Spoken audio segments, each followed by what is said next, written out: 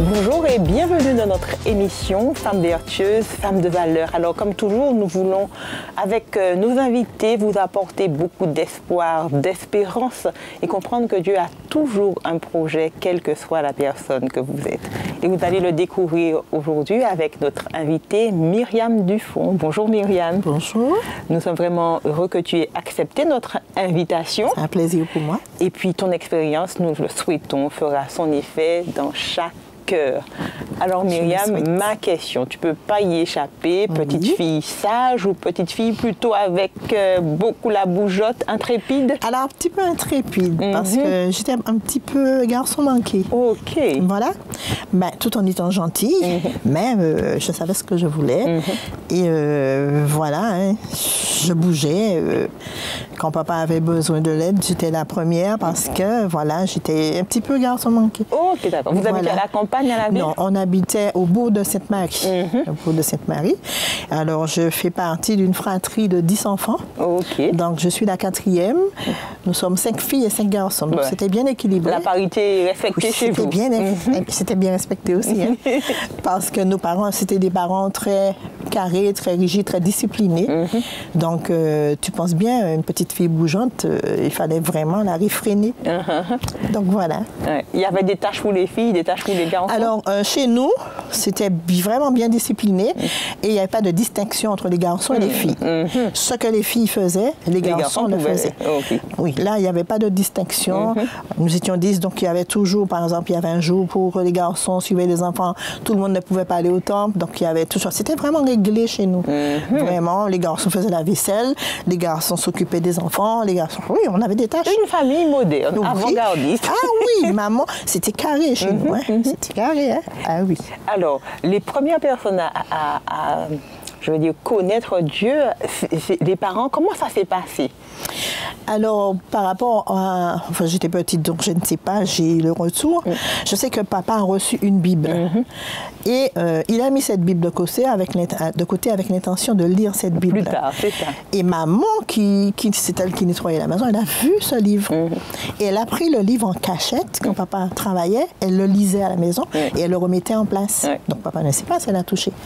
Et un sabbat matin, elle a découvert le sabbat. Un samedi matin, elle nous a tous habillés. Et elle est partie au temple. Elle est montée, c'était en haut du monde. Elle est montée et puis elle était à l'église. Et papa, quand il est arrivé à la maison, il n'a pas vu. Il se pose la question. Bon, ils sont certainement chez sa maman, Mandodo. Donc il est descendu chez Mandodo. Il lui demande, mais ma parole Denise, qui côté Denise ou d'autres sables à Denise? Il dit, mon pas savent côté y aller, mais moi, il prend toute la cholée, il monte l'escalier à mon quoi y aller quand il s'alventisse là. Aïe, aïe, aïe. Et maman a été, depuis ce jour, le samedi d'après, papa, elle a dit à papa, de toute façon, c'est là qu'elle a chez moi, m'a découvert le sabbat sur les suivre, mais c'est là qu'elle a piche. Et jusqu'à sa mort, elle a été fidèle jusqu'au bout. Donc, on a connu, j'avais à peu près 6 ans. À l'époque. 6 ans. Et papa a suivi, et puis voilà, le samedi d'après, tout le monde était à l'église. Ça c'était une belle réunion familiale. Ah oui, oui. Non, on a passé de bons moments avec nos parents, on a été bien instruits, on ne peut pas dire. Je remercie Dieu pour mes parents qui m'ont instruit spirituellement et aussi pour ma vie. Donc je les remercie. Mais c'était une vraie découverte pour vous. Alors toi, tu es 4e, tu m'as dit. Est-ce que vous avez aimé découvrir cet univers oui, parce que... on va dire différent de ce que vous aviez connu d'habitude. Oui. On aimait bien parce que en ce temps-là, l'église était active. Il y avait les JA, donc l'après-midi on était là. Le matin, très tôt, tout le monde partait. Il y avait des activités. Je me rappelle de mon enseignante au niveau des enfants, c'était la sœur Emma Buteau. Mais j'ai jamais oublié le souvenir que c'est l'amour que cette femme avait pour les enfants. Donc c'était vraiment une enfance bénie. Lorsqu'on allait à l'église, on nous aimait, les enfants, les moniteurs nous aimaient. On se sentait entourés, on se sentait aimés. Oui. Et je dis merci Seigneur. Pour ça. Et on attendait ce jour. Hein. On attendait ce jour. Alors, je sais que tu es aussi couturière. Maman aussi était couturière. Oui, ma maman était couturière. Et la différence, c'est que maman était couturière, mais elle nous défendait de venir près d'elle. Elle nous empêchait, on ne devait ni toucher aux aiguilles, à quoi que ce soit. Donc, comme c'était, on respectait cela, je me mettais au loin et j'observais ce qu'elle faisait. Ok. J'observais ce qu'elle faisait. Donc, une fois, j'ai pris une robe, j'ai décousu, j'ai fait des parties et je suis partie de là. Finalement, je regardais comment elle faisait. Je faisais des petites robes de poupée que je vendais pour mes copines à l'école. Donc, c'est comme ça que j'ai commencé. Et je pense que c'est un don inné. Et au fur et à mesure, je me suis perfectionnée. Et puis voilà, j'ai pu plaire aux femmes et puis habiller les femmes et puis plaire à Dieu aussi. Parce que quand Dieu te donne une capacité, c'est pas pour toi. C'est pour pouvoir permettre aux autres de pouvoir en bénéficier. Donc voilà. Oh, très bien. Donc alors, tu es la seule à avoir développé ce don-là ou on va dire que... Non, j'ai une petite sœur à moi qui aimait me voir en coudre et elle a pris ce don et elle est aussi couturière. Voilà. Donc, et puis je l'ai fait de mère en fille, ma fille a aussi cette... Voilà, c'est ça. Mais l'élève a dépassé le maître. Et c'est bien ce que je dis pour montrer vraiment l'instruction religieuse, développer des dons artistiques et tout ça. Quand on le transmet, ce sont des choses qui vont de génération, on va dire, en génération. Et je sais que tu y es attachée. Hein. Oui, tout à fait. On a reçu, on a donné aux enfants, puis aux petits-enfants. Voilà. Oui, tout à fait, parce qu'on a de vraies valeurs. Pour avancer dans la vie, il faut avoir de vraies valeurs. Et je crois que mes parents m'ont donné ce qu'ils avaient, mais c'était de vraies valeurs. En plus, qui étaient confortés par les valeurs spirituelles. Donc, mon but, c'est de pouvoir transmettre cela. Et j'ai pris une bonne partie de ma vie à instruire mes enfants parce que pour moi, c'était le plus important. Voilà. Et maintenant, je le transmets à mes petits-enfants et c'est un plaisir pour moi de le faire. Ok, d'accord. Voilà. Alors, toi, à quel moment tu as fait ton alliance avec Dieu? Ça s'est passé au baptême ou encore après le baptême, il y a eu d'autres événements qui ont fait que ta foi s'est développée? Comment ça se passe pour toi? Alors, je t'ai dit, premièrement, c'était par rapport au fait, quand j'ai eu ma première fille, j'en ai 4 maintenant, ma première fille, j'ai compris que j'avais besoin d'un soutien. Et que ce soutien n'était ni mes parents, ni mon mari, que c'était quelqu'un qui était au-dessus de tout, que je pouvais ouvrir mon cœur. Et j'ai eu cette intimité, je ne parle pas de relation, j'ai eu cette intimité avec Dieu. Donc, c'était mon confident, c'était ma force. Et j'ai fait des expériences avec Dieu, des expériences extraordinaires, où Dieu est Dieu. Et aujourd'hui, vivre sans Dieu, c'est... On n'a rien compris. Tu n'imagines pas ça. Non, vivre sans Dieu, tu n'as rien compris. Parce que c'est Dieu qui te soutient, c'est Dieu qui te dirige, c'est Dieu qui... Il est là et tu le ressens. Hein, je me rappelle de ce jour où j'étais fatiguée. J'ai dit, mais Seigneur, je n'ai plus de force. Il faut que tu me redonnes des forces. Alors, viens t'asseoir près de moi. J'ai mis ma tête comme ça. J'ai dit, je vais mettre ma tête sur tes jambes, comme cela. J'ai posé ma tête sur le lit. Et vous savez, je me suis endormie. J'ai dormi 1 heure, assis là, mais j'étais au pied de Jésus. Quand je me suis réveillée, j'étais complètement renouvelée. Complètement renouvelée. Donc, ce n'est pas un mythe, c'est une réalité que Dieu est là. Et quelle que soit ta situation en tant que femme, fais appel à Dieu. Dieu, il est là. Il entend. C'est peut-être pas ton moment, mais il a entendu ta prière et il répondra certainement à ta prière. Très bien. Et puis, cette force-là, j'ai continué. Et puis, maintenant, je glorifie le nom du Seigneur, où je peux parler de lui parce que c'est un réel plaisir pour moi de présenter la parole. Je cherche à l'approfondir pour en parler, mais avec force, parce que c'est une force de vie. Donc, j'aime cela. Parler avec Dieu. Et de parler de mon Dieu. Alors, tu t'es beaucoup instruite, tu as beaucoup lu. Qu'est-ce que tu as apporté toutes ces lectures au niveau de ta spiritualité? Et est-ce que tu as un passage préféré dans la Bible vraiment qui te permet de rebondir, on va dire, à chaque fois que le découragement peut-être pointe le nez? Alors, c'est un personnage que j'apprécie énormément. C'est Josué, c'est un leader. Et par rapport aux expériences qu'il a vécues, j'ai vécu certaines expériences. Et fortifie-toi et prends courage. Ne t'effraie point et ne t'épouvante point, car l'Éternel, ton Dieu, est là. Donc, dans des moments difficiles, j'ai eu une période très difficile dans ma vie, où j'ai eu un incendie de ma maison. Et là, je me rappelle de ce jour où j'étais devant les pompiers qui signaient le papier. J'ai dit, l'Éternel a donné, l'Éternel a pris. Que le nom de l'Éternel soit glorifié. Le Seigneur a le plan de ma vie dans ses mains et il fera des choses. Et il a fait des choses. Donc, je ne peux croire qu'en ce Dieu-là. Je ne vais pas le troquer, je ne vais pas le changer. C'est mon Dieu et il le sera jusqu'à la fin. Jusqu'à la fin. Jusqu'à la fin. Donc, on reviendra avec toi. Voilà. Et tu vas encore nous partager un verset pour montrer que justement, cette expérience, cette foi, on peut tous la développer. Il faut simplement se laisser mener par Dieu. Alors, restez avec nous et nous revenons avec notre invité. Nous vous rappelons que nous avons Myriam Dufont avec nous. Nous vous retrouvons très rapidement dans Femmes vertueuses, Femmes de valeur.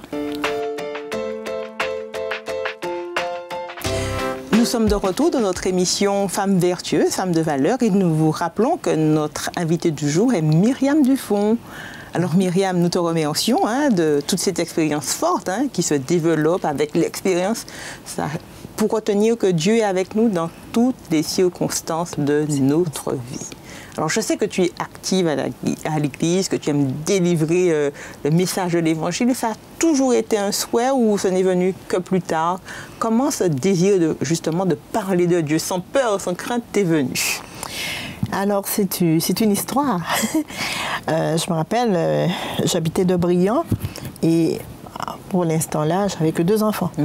Et je n'avais qu'une seule chambre. Donc je demande à Dieu, s'il te plaît, est-ce que tu peux me donner une autre chambre parce que les enfants grandissent, donc il me faut une chambre. Et j'ai demandé ça à Dieu comme cela. Et un jour, on reçoit un appel et on me propose une maison à Casse-Pilote. Alors je dis, mais Seigneur, je t'ai demandé une maison, une chambre pour mes enfants, mais je ne t'ai pas dit de m'envoyer à Casse-Pilote. Là, au Casse-Pilote, tout est de bon Dieu. Alors, mon mari me regarde et mon mari me dit, mais Myriam, ou demander mon Dieu en cahier, ou pas demander adresse là, ou pas demander commune là, ou pas de pièce précision. Il bat ça, ou qu'à prendre ça. Alors bon, je me suis dit, ok, effectivement, je n'avais pas donné de précision à Dieu. Donc comme Dieu sait, il a fait ce qu'il fallait. Donc finalement, nous sommes partis à Casse-Pilote, nous sommes arrivés dans une toute petite église. Et je glorifie le Seigneur, je le remercie parce que dans cette église, j'ai reçu de l'amour et c'était comme une famille. Mais ce qui est le plus extraordinaire, c'est que c'est dans cette petite église que j'ai découvert tous les talents que j'avais cachés. Tant concernant les fleurs, tant concernant les vêtements, tant concernant ma façon de pouvoir aider l'autre, l'écoute. J'ai reçu beaucoup à Casse-Pilote. Ça a été vraiment mon église où j'étais déjà dans une grande église, mais où j'ai exercé mes talents. Je les ai découverts à Casse-Pilote. Et je glorifie le nom du Seigneur. Et le Seigneur bénira cette église. Bénira cette église. C'est là vraiment que, malgré les difficultés, le Seigneur fera des choses. Voilà. C'est là que tout s'est développé. Oui, je peux le dire. J'ai découvert beaucoup de talents. Dieu m'a mis dans des situations où j'ai découvert mes talents.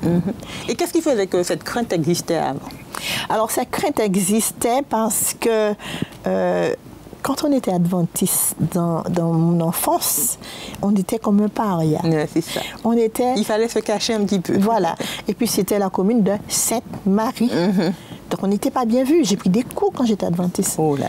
J'ai pris des coups à l'école. On attendait qu'on arrive parce qu'en ce temps-là, on était sur la ligne. Il y avait plusieurs rangées. Et je me mettais derrière. Et on me donnait des coups. On attendait le moment où on partait pour me donner des coups. C'est ça. Mais je remercie Dieu pour ces coups. Parce que la personne qui m'a donné les coups, cette personne est adventiste aujourd'hui. Voilà, il y en a plusieurs. Donc je remercie Dieu pour ces coups. Donc tout ça, ce sont des expériences qui m'ont permis d'avancer. Qui m'ont permis d'avancer. Donc... Alors c'est vrai que maintenant, tu me parles justement de se regarder devant ce miroir, tu dis voilà, je suis une enfant de Dieu, oui. Je peux parler pour lui, je ne dois plus avoir de crainte. Alors tu nous as cité justement, prends courage, fortifie, je t'ai donné cet ordre. Mais aussi voilà, Dieu nous a créé des êtres merveilleux avec plein de talents, donc nul n'est besoin de le cacher. Voilà, c'est ça. Et j'aimerais surtout dire aux femmes aujourd'hui, quel que soit le sujet de ta naissance, parce que parfois on se dit, bon, je suis soit bâtard, les circonstances sont... Non, quelles que soient les circonstances de ta naissance, c'est parce que Dieu a voulu que tu sois là. Dieu a un plan, il a dit, je connais les projets que j'ai formés pour vous, projets de paix et non de malheur, afin que vous ayez un avenir de l'espérance. J'aimerais dire aux femmes, quelle que soit ta timidité, quel que soit qu'on dit que ce que tu es, sache que Dieu t'aime et que Dieu a un plan pour toi.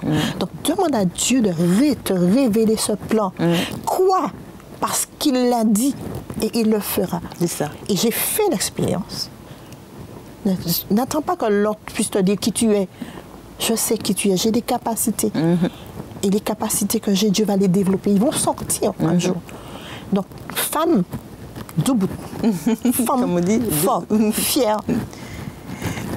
Surtout quand on est femme appartenant à Dieu, voulant le servir, on a cette crainte, va disparaître. Ouais, c'est ça. Et aujourd'hui, qu'est-ce que tu aimes faire? Quelles sont tes occupations? Alors, tu as parlé d'aider les gens, où tous ces talents se sont développés. L'écoute, est-ce que maintenant tu passes, on va dire, la plupart de ton temps à faire ce genre de choses-là? Alors, bon, j'ai une attirance particulière pour la nature. Donc, quand je suis dans mon jardin, c'est mon bonheur. Quand il pleut, je danse sous la pluie. C'est mon bonheur. Et pour l'instant, mon bonheur, c'est mes petits-enfants. Donc, j'ai dit à Dieu, oui, j'ai fait ma part avec mes filles, mais j'ai 13 petits-enfants. Et mes petits-enfants, je suis prête à pouvoir les instruire. C'est important pour moi. C'est important pour moi.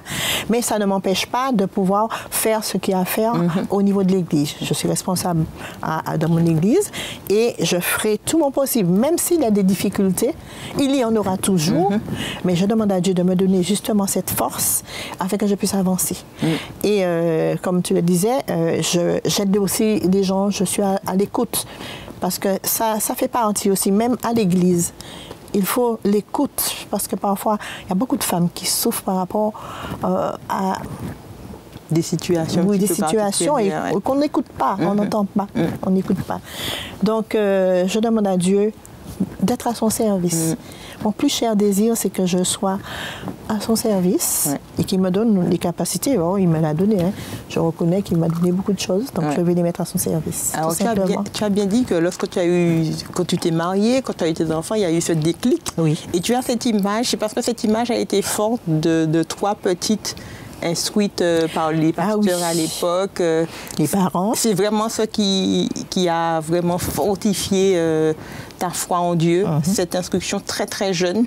Tout à fait. Voilà. Et comment tu as développé par la suite parce qu'on dit oui, on a posé des bases, on a donné aux enfants, mais c'est vrai que tu lis beaucoup. Mais qu'est-ce qui fait qu'on reste accroché à Dieu? Alors, on reste accroché à Dieu par rapport à ses expériences. On fait des expériences et on fait confiance à Dieu.